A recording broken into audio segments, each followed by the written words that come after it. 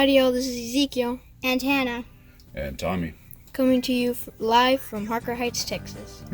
Well, I don't know about live, this is recorded, but nevertheless, we are coming to you from Texas. And today, we're going to share with you our adventure from when we went to the balloon Fiesta in Albuquerque, New Mexico. This is an annual event that takes place in Albuquerque. We were there last year, and we were planning on going back this year, but unfortunately, due to the coronavirus, it was actually canceled.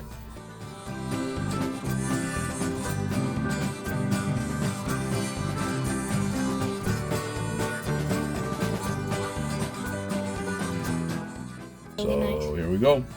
So first day, we started off, we arrived there on a Sunday. This is actually from Tuesday morning footage, even though it may look like night. And the way that the event is set up is that they have a morning session that begins from 6 o'clock in the morning until roughly around noon. And so it was early days for us. Do you guys remember how early we had to get up? Yeah. I was really tired. Wow, you're yawning just thinking about it. If I'm not mistaken, I think we were getting up like around 4:30 in the morning in order to get the kids awake, a little light snack, just get some warm clothes on them, and everybody to get out of the RV by like about 5:15, 5:20 was our goal. Fortunately, the way that they have it set up is that there's a lot of RV campers here on their property. So we were located just outside of the fence where this field is actually located. So, what do you think? By the time we got out of the RV, was it like maybe a 5-minute walk to get into the field? Yeah, give or take a few. Okay, so here we go.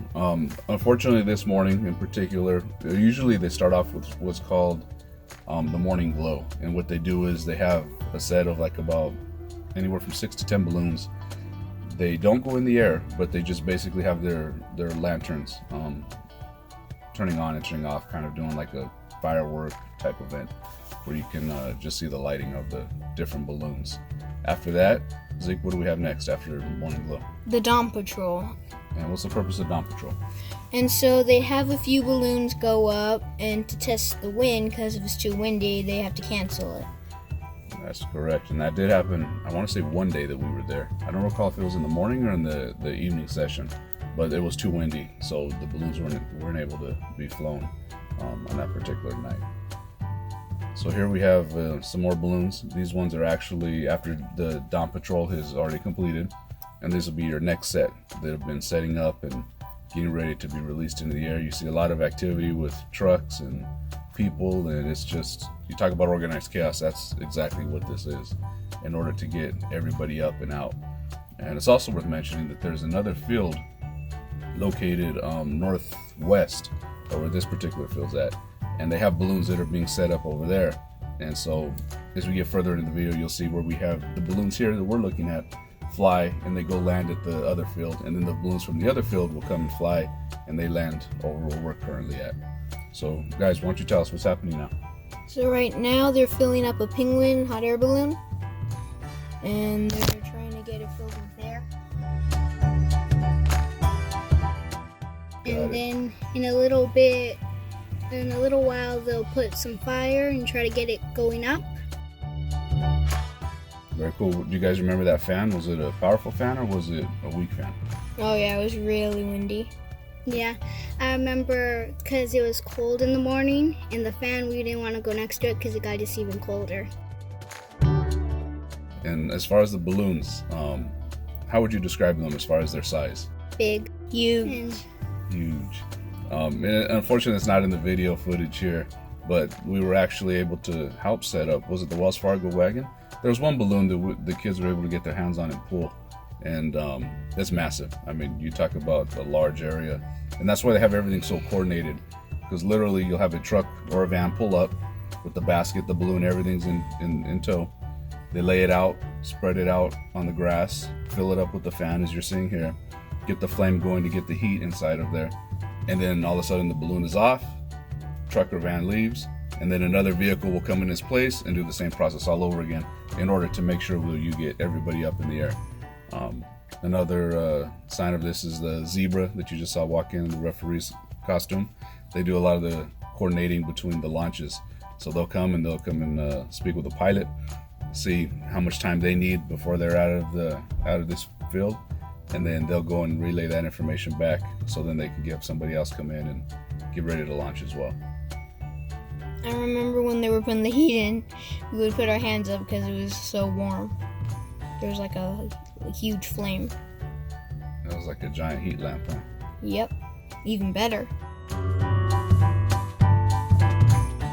Here we go. We have the penguin. Looks like he's just about ready to take flight. Obviously, you can see now it's a little bit more daylight, and there's a penguin circling. That's another amazing thing about this, is how close all the balloons are to one another. I would think that there would be accidents or potential issues, but these guys really know how to pilot and fly these balloons. You do see them bump from time to time, as you can kind of see in a couple of shots as we have coming up here, especially with those Rainbow Riders. Zeke, what are the Rainbow Riders balloons? Oh, so if you go online, you can find out about them, and you just have to pay an amount, and they'll let you go up in the balloon. And their baskets were like really big. They're like triple the size of the other ones. Yeah, so if you noticed in the basket for the penguin, it's about, I don't know the exact dimensions, but you can fit 2, maybe 3 people in there. Versus the Rainbow Riders, they'll put 20 people in a basket and take them up there, so they can actually be a part of the balloon fiesta from the air, as opposed to just seeing it from the ground. Yeah, it'd be pretty cool. As you can see, this was our little setup for the morning. We got out there early enough before a lot of these other people were here. And again, as I mentioned, so one of the benefits, if you do attend this event, to camping on site, is that it's a short walk into the facility itself, versus a lot of these other people that come from out of town. They're staying in hotels, so you have the traffic to get from your hotel to the park, then you got a line to park your car, then you have a line to get through security. So all that to say, we had this nice little spot staked out here on the ground, and we were able to take advantage of being close without too many people, versus as the morning went on, you can see a little bit more people walking around. Now remember, at this spot, we got to help a little with the people setting up the LBI Foundries one. Who's behind the camera right now. We got to kind of spread it out, and we got to watch them go up.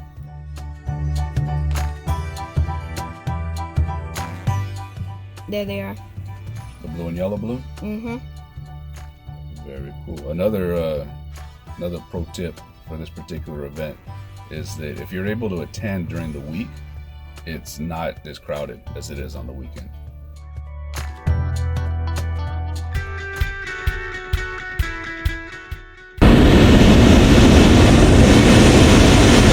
They got like the whole family.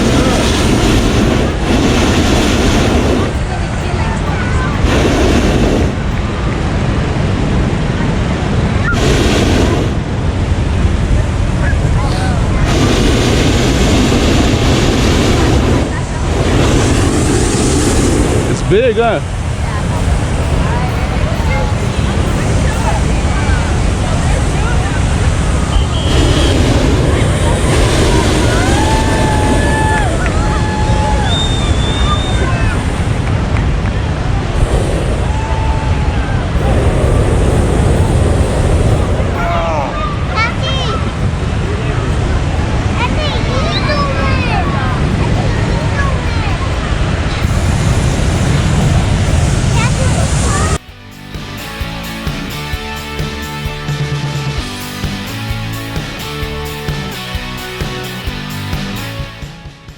Yeah, I remember that we would sit somewhere and they sometimes would have to move us because the balloons were coming in.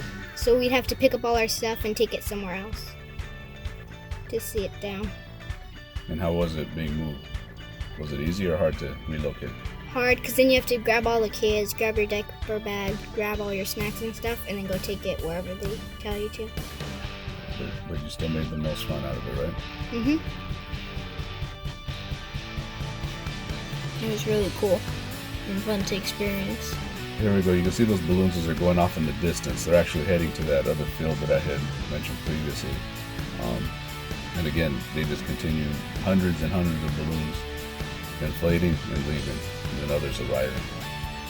So you can see there's actually a kids' day, which I believe is usually on the Friday, and they have a lot of special shaped balloons, such as what do you guys remember?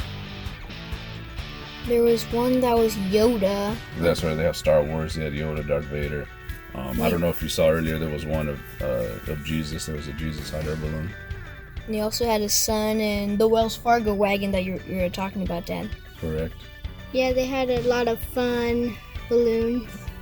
They had an armadillo. Oh, and also that day we also got some donuts and hot cocoa. You remember somebody got baptized in hot chocolate that day? Yeah, I don't remember who, but I remember someone. We'll let them remain nameless, but somebody did get baptized in hot chocolate. It was interesting. Yeah, it was just fun to get to see all the different hot air balloons. And right now, if you can see JoJo and Ruth, we were playing tag at that time. It never fails, huh, guys? Anywhere we go in their space, you guys are running around playing tag. Oh yeah. Which also makes it nice that it was early in the week, because when we get to Thursday and Friday, there wasn't space to play tag. There was that many people. Yeah, sometimes it was all you could do was watch, and sometimes it seemed like the balloons were gonna crush you because there were so many around us.